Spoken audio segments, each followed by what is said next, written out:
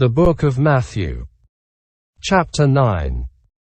Jesus stepped into a boat, crossed over and came to his own town. Some men brought to him a paralyzed man, lying on a mat. When Jesus saw their faith, he said to the man, "Take heart, son. Your sins are forgiven." At this, some of the teachers of the law said to themselves, "This fellow is blaspheming." Knowing their thoughts, Jesus said, "Why do you entertain evil thoughts in your hearts? Which is easier, to say, 'Your sins are forgiven,' or to say, 'Get up and walk'? But I want you to know that the Son of Man has authority on earth to forgive sins." So he said to the paralyzed man, "Get up, take your mat and go home." Then the man got up and went home. When the crowd saw this, they were filled with awe, and they praised God, who had given such authority to man. As Jesus went on from there, he saw a man named Matthew sitting at the tax collector's booth. "Follow me," he told him, and Matthew got up and followed him. While Jesus was having dinner at Matthew's house, many tax collectors and sinners came and ate with him and his disciples. When the Pharisees saw this, they asked his disciples, "Why does your teacher eat with tax collectors and sinners?" On hearing this, Jesus said, "It is not the healthy who need a doctor, but the sick. But go and learn what this means.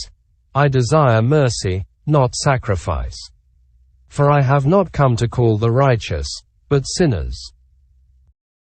Then John's disciples came and asked him, "How is it that we and the Pharisees fast often, but your disciples do not fast?" Jesus answered, "How can the guests of the bridegroom mourn while he is with them? The time will come when the bridegroom will be taken from them, then they will fast. No one sews a patch of unshrunk cloth on an old garment, for the patch will pull away from the garment, making the tear worse. Neither do people pour new wine into old wineskins.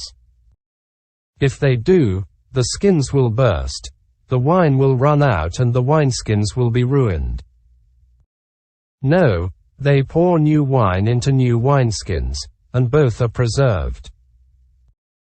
While he was saying this, a synagogue leader came and knelt before him and said, "My daughter has just died. But come and put your hand on her, and she will live." Jesus got up and went with him, and so did his disciples. Just then a woman who had been subject to bleeding for 12 years came up behind him and touched the edge of his cloak. She said to herself, "If I only touch his cloak, I will be healed." Jesus turned and saw her. "Take heart, daughter," he said, "your faith has healed you." And the woman was healed at that moment. When Jesus entered the synagogue leader's house and saw the noisy crowd and people playing pipes, he said, "Go away. The girl is not dead but asleep." But they laughed at him. After the crowd had been put outside, he went in and took the girl by the hand, and she got up. News of this spread through all that region. As Jesus went on from there, 2 blind men followed him, calling out, "Have mercy on us, Son of David." When he had gone indoors, the blind men came to him, and he asked them, "Do you believe that I am able to do this?" "Yes, Lord," they replied. Then he touched their eyes and said, "According to your faith let it be done to you," and their sight was restored. Jesus warned them sternly, "See that no one knows about this." But they went out and spread the news about him all over that region.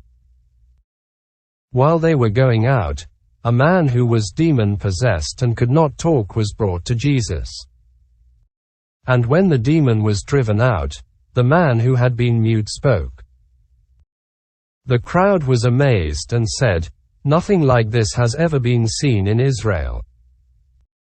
But the Pharisees said, "It is by the prince of demons that he drives out demons." Jesus went through all the towns and villages, teaching in their synagogues, proclaiming the good news of the kingdom and healing every disease and sickness. When he saw the crowds, he had compassion on them, because they were harassed and helpless, like sheep without a shepherd. Then he said to his disciples, "The harvest is plentiful, but the workers are few. Ask the Lord of the harvest, therefore, to send out workers into his harvest field."